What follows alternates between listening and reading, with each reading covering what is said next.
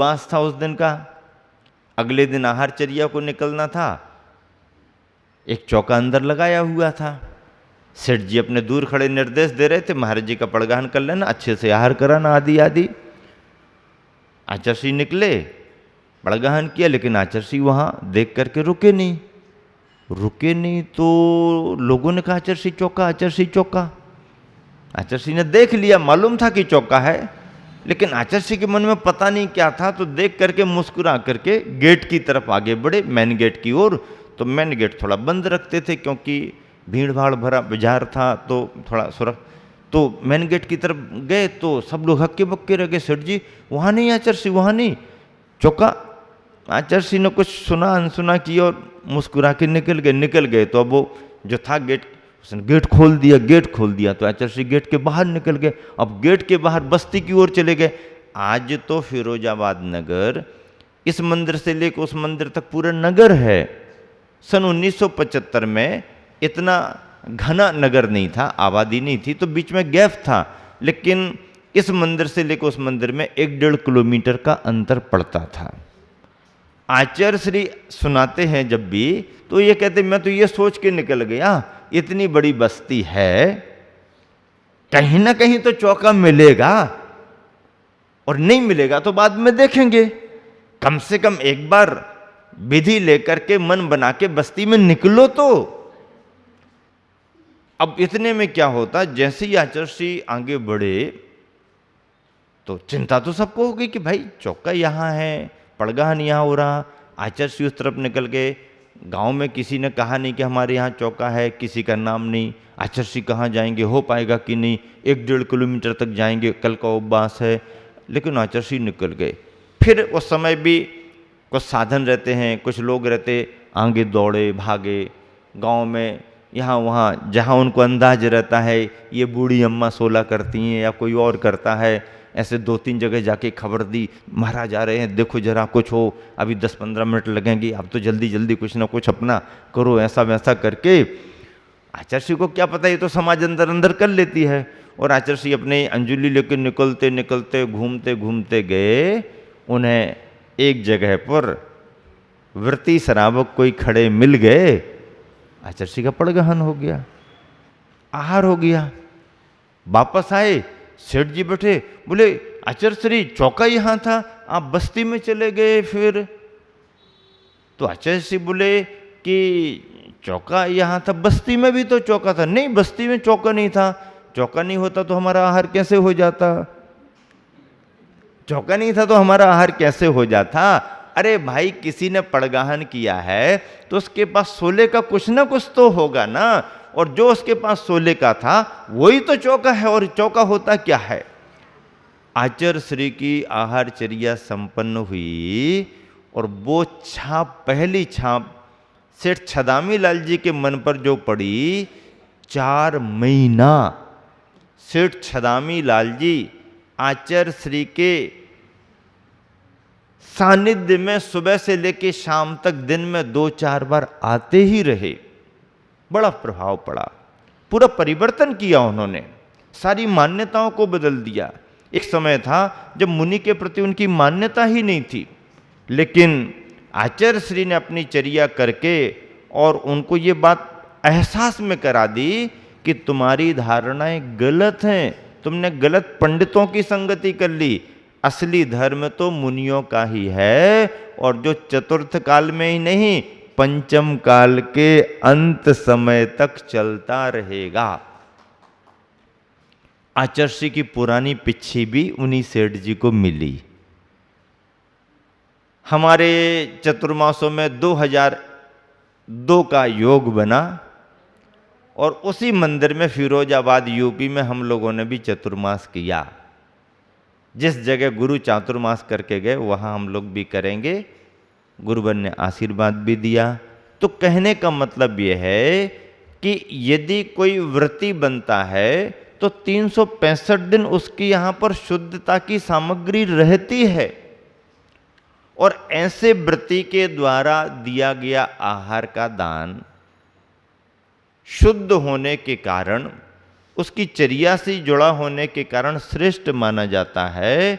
और वह दाता की श्रेणी में उत्तम दाता माना जाता है। हम लोग किसी भी गांव में जाते हैं, परिचित हो अपरिचित हो, यदि जानकारी मिलती है कि कोई त्यागी वृत्ति का घर है, प्रतिमाधारी का घर है, मालूम हो जाए किसी घर से कोई माताजी बनी है, कोई मुनि महाराज बने हैं, और यदि उनके यहाँ अनुकूलता है और वो यदि पड़गाहन करने खड़े होते तो सबसे पहले बिना विधि के ही वहां जाते हैं।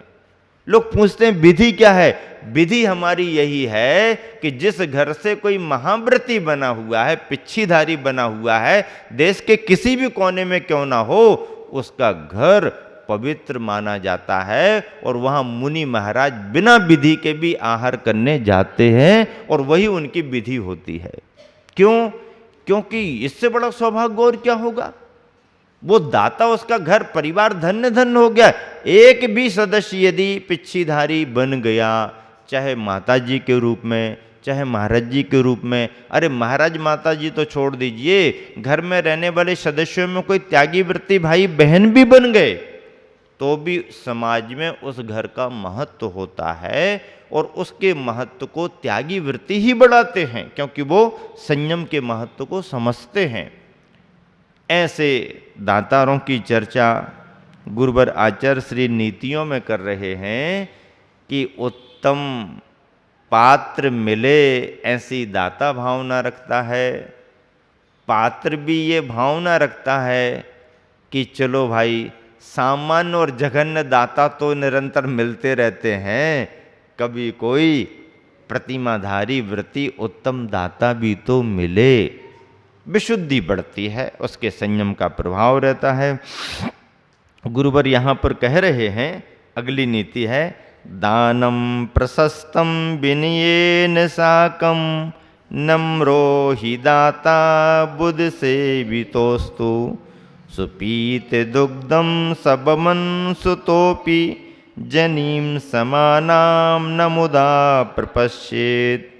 बहुत अच्छा उदाहरण दिया है। विनयेन साकम, विनय के साथ, दानम प्रशस्तम, दिया गया दान प्रशस्त माना जाता है।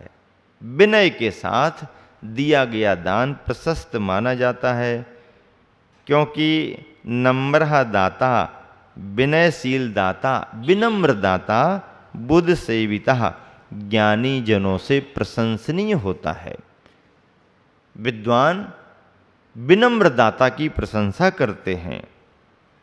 अस्तु, होता ही है, ठीक भी है। यदि विनय नहीं हो तो विशेषताओं की कमी मानी जाएगी और फिर प्रभाव भी उल्टा पड़ेगा। कैसे? सुपीत दुग्धम, अच्छी तरह से पिए हुए दूध को एक बच्चा बमन, उगलता हुआ, क्यों उगल देता है? दूध लेने के बाद भी बच्चा कब निकाल देता है? माँ बच्चे को दूध पिलाती है, बार बार हाव भाव बताती है, उसे खुश करती है, उसके मन को प्रसन्न करती है। एक कटोरी दूध पिलाने में माँ को कितना टाइम लग जाता है? एक एक चम्मच, एक एक चम्मच, एक एक गाना सुनाना पड़ेगा, उसको खुश करना पड़ेगा, बातों में लगाना पड़ेगा। एक बार हमने देखा, एक नगर में रुके हुए थे, सर्दी का समय था, छत पर बैठे थे। छत की जो बाजू की साइड दीवार थी बहुत ऊंची नहीं थी, बाजू में किसी का घर था, जैन परिवार था। तो वो माँ अपने बच्चे को भोजन कराने में बहुत परेशान दिख रही थी। प्लेट में इतना सा सामान रखे है और बच्चा ग्रहण करने को तैयार ही नहीं।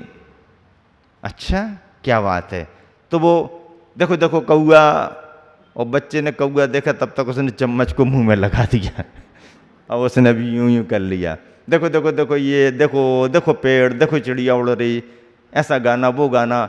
इतना सा भोजन कराने में उसको कितना टाइम लग रहा, और बच्चे का मन है ही नहीं खाने पीने का। बच्चों का मन होता ही नहीं, खेलने खालने में लगे रहते हो, पेट भूखा रह जाता है, तबीयत खराब होने लगती, माँ को चिंता होती है, वो समय पर खिलाना चाहती है। तो ऐसा करके वो बार बार कर रही। और बच्चा लापरवाही यहाँ वहाँ कर रहा, लेकिन हाव भाव प्रसन्नता में वो माँ ने उतना भोजन करा दिया। मुझे लगा कि माँ का मनोविज्ञान भी बहुत बड़ा है। माँ का मनोविज्ञान बहुत बड़ा है कि किसी न किसी तरीके से बच्चे को भोजन करा दिया जाए और बच्चा बातों में उलझ करके और प्रसन्न होकर के कर लेता। बच्चे की प्रसन्नता होती है तो बच्चा ग्रहण भी कर लेता, और बच्चे की प्रसन्नता ना हो तो अंदर भी चला गया है तो उसको जमता नहीं। दूध तो माँ पिला रही है, पर कहीं माँ की टेढ़ी मुद्रा दिख जाए, चेहरे पर जरा तनाव दिख जाए तो बच्चा समझ लेता है ये डांट रही है हमको। और बच्चों को आजकल डांट तो बिल्कुल भी सहन नहीं होती। वो तुम कितने आंखें निकाल के दिखाओगे उसको, उससे ज़्यादा वो निकालने लगे, भले उसकी आंखें ना निकलें हाँ, अभी उतनी क्षमता नहीं है उसकी, लेकिन वो भी ऐसा करता है, ऐसा करता वैसा कर। पता नहीं नई जनरेशन कैसी आ रही है, ये पता नहीं कौन से क्या लेकर के आ रहे हैं। वो बचपन से ही जरा जरा सी बातों में। अभी हम लोग आतरी में रुके हुए थे, एक छोटा बच्चा आया, बहुत अच्छा दिख रहा था, बातचीत अच्छी कर, वो लेने को गया दूर तक हम लोगों को, आया, सब लोग चले गए, वो बैठा रहा। अब बैठे बैठे पता नहीं उसका मूड क्या आया, वो सब घूमने घामने लगा, ऊधम करने लगा। तो मुझे लगा ये तो अच्छा दिख रहा था, लेकिन अभी ये तो यहाँ उछल रहा, चौकी पाटों पर आ रहा है, ये कर रहा वो कर रहा। तो ये भैया टोपी लगाए जो बैठे, इनको हमने इशारा किया कि थोड़ा इसको समझाओ। तो इनने अपनी हिंदी में थोड़ा सा ऊधम नहीं करना पड़ता है, ऐसा नहीं करना पड़ता है, महाराज जी बैठे हैं, तुम अभी घर जाओ बाद में आना, ऊधम करते हो तुम, ऐसा इनने कह दिया। ऐसा कह दिया तो उसको बुरा लग गया, बुरा लग गया तो वो इनको ऐसा देखने लगा। हमने कहा तुम हमारी तरफ आ जाओ और फिर ऐसा देखते देखते घूम फिर करके दूर खड़े होकर देखने लगा। हमने कहा देख लो भाई, तुम्हारी अनबन हो गई। और फिर वहाँ से देखते देखते फिर आया आया आया आया, और वो तो इनको ऐसा, हमने कहा देखो ये शोले में थे, जाके उन्हें छू लिया। हमने कहा ये नई जनरेशन का मामला क्या है, ये देखो ना, इतने प्रेम से इन्होंने समझाया और उसको विपरीत लग गया। ऐसा लग गया उसको जैसे महाराज जी के सामने हमारी इंसल्ट कर दी हो, और उसने प्रतिक्रिया भी इस तरीके से की, ये छिल गए। हमने कहा अब तुम निकल लो जल्दी, जाओ सोलह बदल लो। ऐसा होता है। कई बार बच्चे सहज नहीं हो पाते, प्रेम से खिलाओ पिलाओ, नहीं भी खाना वो खा लेते। अच्छी चीज़ भी यदि आपने दे दी और जरा डांट दिया, कड़क आवाज़ में कुछ बोल दिया, तो उनको सहन नहीं होता। और दूध आपने पिलाया है, कटोरी से पिला दिया, और यदि जरा सा डांट दिया, पीता नहीं है, मानता नहीं, ऐसा नहीं करता वैसा नहीं करता, उसने देख लिया तो गर्म हो रहे हैं, तो थोड़ी देर में वो जो दूध लिया है उसको छेना बना करके वापस कर देता है। तुमको छेना बनाने में टाइम लगेगा, वो तुरंत ही बना के दे देता, ले ले जाओ अपना संभाल के रखो। क्या होता है इसका मतलब, अंदर गए दूध को वो निकाल देता है, वो खराब हो जाता है। ये बहुत बड़ा साइकोलॉजिकल इफेक्ट है।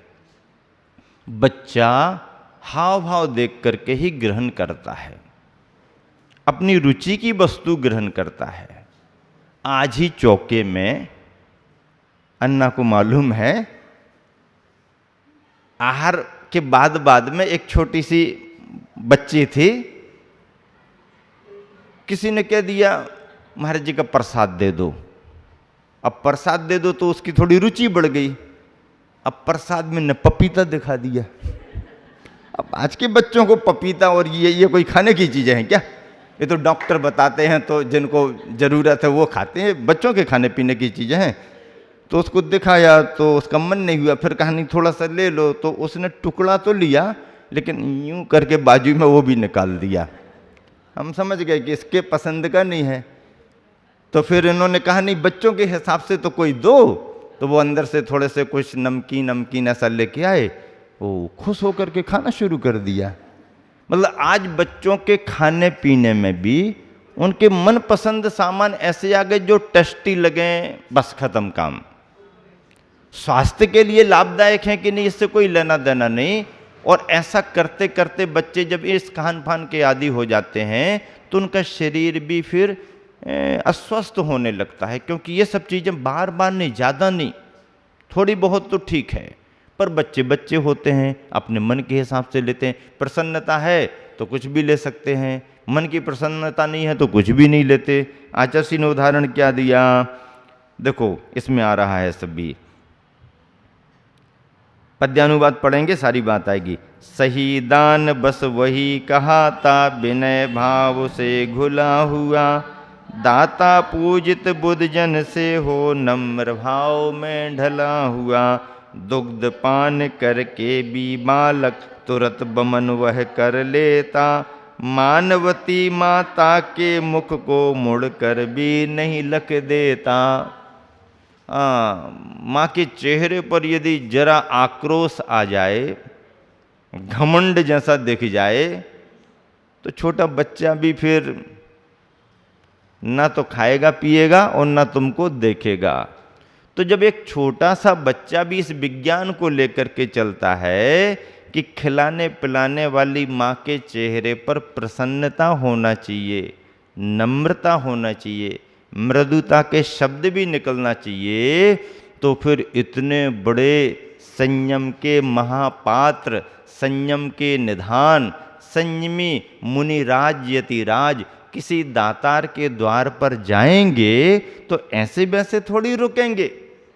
तुम्हारे घर में ज़्यादा नहीं है उसकी चिंता नहीं करेंगे, तुम्हारा घर बहुत अच्छा नहीं दिख रहा ये भी चिंता नहीं करेंगे, तुमने क्या किस रूप में तैयार किया इस पर भी ज़्यादा, शुद्धता पर ध्यान देंगे, बाकी ज़्यादा कोई ज़रूरत नहीं। लेकिन तुम्हारे भावों में नम्रता बहुत होनी चाहिए। विनय भाव दाता का एक विशेष गुण माना गया है। नवदा भक्ति में 9 प्रकार की भक्तियाँ होती हैं, 7 प्रकार के गुण होते हैं। 7 प्रकार के गुणों में श्रद्धा, तुष्टिर, भक्तिर, ज्ञान, मलुब्धता, क्षमा, सत्यम, एतै सप्तगुणाः तम दातारम प्रशंसन्ति। नवदा भक्ति में पडिगह पड़गाहन करना, उच्च स्थान प्रदान करना, चरण प्रक्षालन करना, पूजन करना, नमोस्तु निवेदित करना, मन वचन काय की शुद्धि बोलना, आहार जल की शुद्धि बोलना, ये 9 पुण्य की क्रियाएं, 9 धा यानी प्रकार, नवदा भक्ति मानी जाती है।